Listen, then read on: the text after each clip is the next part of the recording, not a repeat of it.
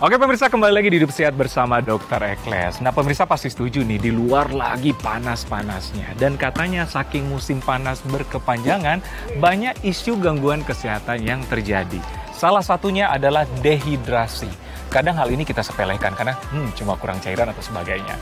Untuk menjawab itu, saya tidak sendiri. Saya bersama dengan Dr. Tanya, spesialis penyakit dalam. Halo. Apa kabar dokter? Baik, apa kabar dok? Sehat selalu dok. Nah, ini mungkin menjadi isu. Sekarang lagi panas-panasnya ya. Betul sekali dok. Betul ya dok. Dan salah satu yang terjadi karena kita sering keringatan atau aktivitas, kurang cairan, salah satu yang paling sering adalah dehidrasi. Betul. Kadang-kadang mungkin kita sepelekan ya, tapi mungkin pemirsa harus tahu nih, apa sih dampak dehidrasi bagi kesehatan? Iya, jadi gini dok, memang sekarang lagi panas banget ya dok ya, sampai-sampai kita nggak ngerasa gitu kalau ternyata badan kita itu butuh cairan.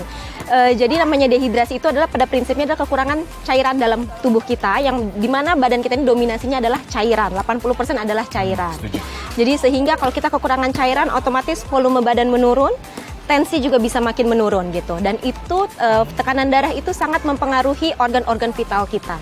Jadi kalau kita kekurangan cairan, tensi kita menurun, akibatnya organ-organ kita kurang mendapatkan nutrisi dan oksigen yang sesuai, sehingga kerja organ-organ tersebut jadinya terganggu. Terganggu begitu. Ya? Berarti Betul. bisa berakibat fatal dalam kata lain ya? Tentu saja gitu. Oke, karena seperti dokter bilang tadi pemirsa, tubuh kita terdiri dari 80% cairan. Betul. Nah, ini mungkin pemirsa perlu tahu, apa sih tanda awal kalau kita mengalami dehidrasi dokter? Baik, jadi tanda awal kita dehidrasi, pertama biasanya orang suka merasakan haus ya. Jadi kita lebih gampang haus, lebih haus, itu merupakan salah satu tanda awal bahwa kita sebenarnya kekurangan cairan. Oke. Selanjutnya bisa bibir kering, mulutnya agak kering, kulit kering gitu. Terus abis itu jumlah urin kita, jumlah pipis kita cenderung kok jadi makin pekat. sedikit ya, makin sedikit dan makin pekat warnanya. Jadi bisa teman-teman ngelihat semua kalau misalnya kita kekurangan cairan itu, urin kita jadi warnanya agak kuning pekat kayak orang abis minum vitamin gitu dok. Oke. Nah itu salah satu tanda-tanda badan kita itu kekurangan cairan. Cairan ya. Gitu. Jadi sebenarnya haus itu memang alami, tapi pertanda kalau kita butuh cairan. Betul, berarti badan Setuju kita ya? kekurangan cairan sehingga Setuju. dia minta lagi gitu. Minta lagi ya. Nah mungkin ada kategori nggak, ada dehidrasi ringan, sedang, berat gitu dok? Ada dok. Jadi memang kita biasanya kelompokkan menjadi dua kelompok, dehidrasi ringan dan dehidrasi berat. Kalau dehidrasi ringan itu biasanya memang gejalanya adalah lebih haus dan rewel. Jadi kita kayak gelisah gitu ya dok, kayak gelisah, haus. Lalu memang kulit kering ya. Kering ya. Jadi memang ada namanya turgor ya dok. Kalau misalnya bahasa kedokteran ada turgor. Jadi kulit kita ini bisa ditarik dok, betul ya. Normalnya dia memang akan kembali dalam waktu kurang lebih 2-3 detik, itu normal. Itu normal. Itu normal. Tapi kalau dehidrasi ringan, dia kembalinya agak lambat, mungkin agak melambat sedikit lah. Dia kisaran 3-4 detik gitu ya.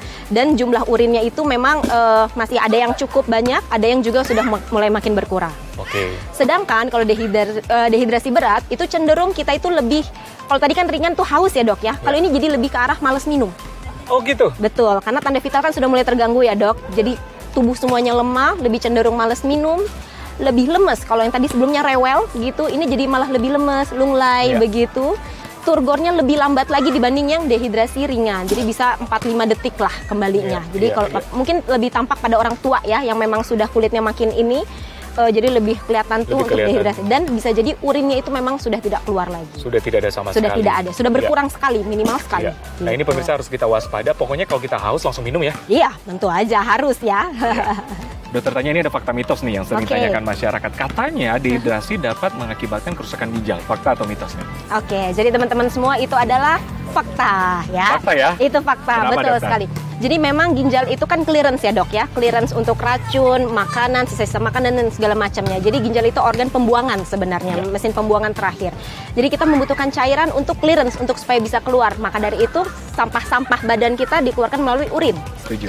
Nah jika kita kurang minum, apa yang membawa si sampah-sampah tersebut, gitu kan? Maka dari itu salah satu tanda bahwa kita kekurangan cairan adalah jumlah urin dan juga warna urinnya. Semakin kurang cairan kita, jadi kalau kita kurang cairan, jadinya urinnya semakin sedikit dan semakin pekat gitu. Iya. Jadi yang pembawanya itu nggak ada. Pembawanya dan bisa mengakibatkan kerusakan ginjal. Tentu, kalau misalnya masih dehidrasi tahap awal, mungkin masih berwarna pekat ya, jumlahnya masih sedikit, cuman kalau dibiarkan terlalu lama bisa jadi mencapai gagal ginjal sampai urinnya nggak keluar sama sekali. Berarti bisa berakibat fatal untuk ginjal ya. Tentu. Nah ini mungkin ini loh yang perlu masyarakat ingat nih. Sekarang kan kita sepelekan. Kalau dehidrasi, keringatan, haus, nggak apa-apa deh, gitu ya. Nah, ternyata bisa mengakibatkan kerusakan pada organ yang lain nggak selain ginjal? Bisa.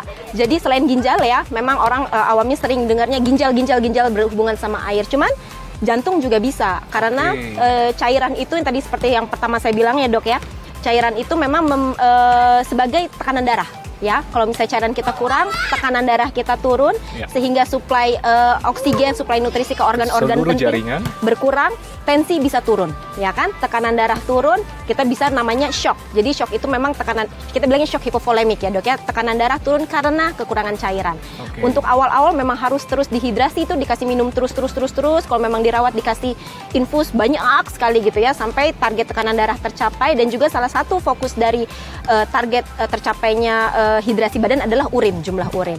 Tapi kalau memang shock itu dibiarkan terlalu lama, ya itu tergantung masing-masing ya dok ya, masih bisa tertolong apa enggak. Cuman itu menandakan bahwa cairan memegang peranan yang sangat penting untuk vitalitas badan kita. Betul. Jadi pemirsa jangan sepelekan meminum. Betul. Minum air ya. Terlebih air putih ya. Air putih. Benar. Ya. Nah, dokter, ini mungkin menjadi pertanyaan, apakah dehidrasi bisa langsung segera disembuhkan?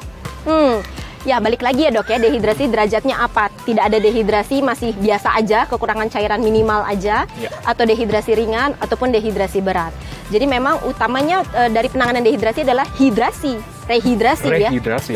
pengisian cairan lagi, masukin cairan lagi, baik dari minum ataupun dari infus gitu. Kalau memang masih mencapai taraf awal, misalnya dehidrasi ringan, itu mungkin bisa cepat ya dok ya. Cukup kita minum yang banyak, mungkin 2 liter, 3 liter, mungkin bisa tercapai jumlah urin dan lain-lainnya.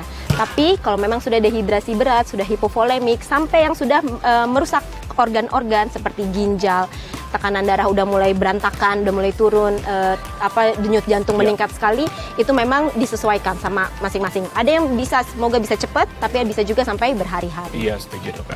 Memang kan cuaca lagi panas-panasnya nih.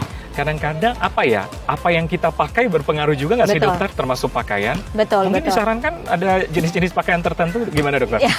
Jadi mungkin pakaian yang disarankan adalah yang pertama yang tipis ya, jangan yang tebal seperti bahan wool, rajutan rulul gitu, tentu aja jangan ya dok ya, pasti makin panas dan meningkatkan keringat kita gitu. Dan yang kedua memang bahannya sarannya memang katun ya dok, dan juga yang tipis, jadi lebih untuk cukup melindungi kita dari UV gitu ya, dari kulit ya? Untuk kulitnya ya, juga sirkulasi dan lebih gampang untuk menyerap keringat supaya tidak bertambah banyak keringatnya. Setuju. Untuk mengurangi derajat kemungkinan resiko dehidrasi kita selanjutnya, karena udah cuaca panas plus pakaian yang tumpuk menumpuk, keringat lebih keluar, lebih cenderung ke dehidrasi ya. Betul. Oke dokter. Nah, terakhir ini bagi pemirsa di rumah, tips bagaimana di cuaca panas apalagi sekarang ini untuk menghindari supaya tidak terjadinya dehidrasi. Oke.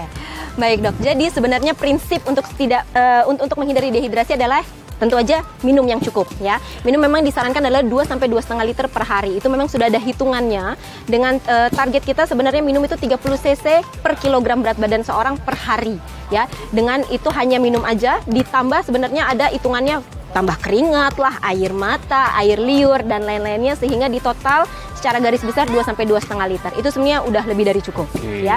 Tapi itu memang harus dikonsistenkan ya dok ya. Kita kadang-kadang suka capek kerja ya kan, kerja lupa minum, kerja males ambil minum gitu ya dok ya. Itu yang bikin lebih ke arah mungkin sebenarnya haus cuman ditahan sehingga akhirnya kebutuhan cairan per hari kita kurang terpenuhi. Jadi memang yang paling penting adalah jangan lupa untuk minum 2 sampai 2,5 liter per hari. Itu nomor satu yang penting. Setuju banget. Karena memang dehidrasi berarti kekurangan cairan, otomatis logikanya harus tambah cairan. Betul. Setuju ya dok? Iya, setuju. Berarti kita lagi 100% ada cairan nih dok. Seger ya dok. Seger ya. Oke dokter, terima kasih, sehat selalu ya. Sama-sama dokter, terima kasih. Nah pemirsa, masih banyak informasi kesehatan lainnya, tetap bersama kami di Hidup Sehat bersama Dr. Ekles setelah yang satu ini.